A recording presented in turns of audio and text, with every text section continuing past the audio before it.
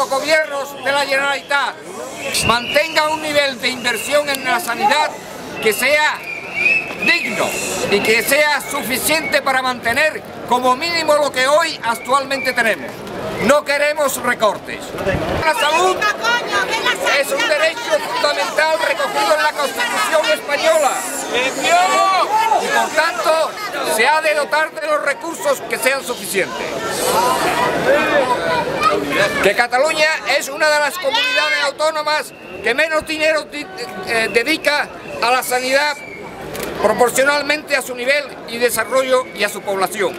La derogación de la Ley 15/1997 y otras que permiten la privatización de la sanidad. Que queremos un sistema sanitario público, gratuito, universal, equitativo y de calidad.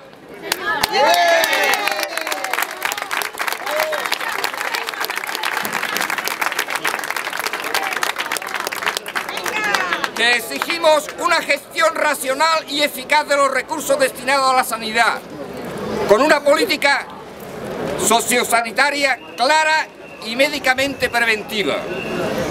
Que por parte de la Administración se cumplan los acuerdos adquiridos en materia de sanidad, especialmente en la ciudad de Hospitalet, donde tenemos muchos compromisos pendientes, desde aumento de plantillas a nuevo equipamiento.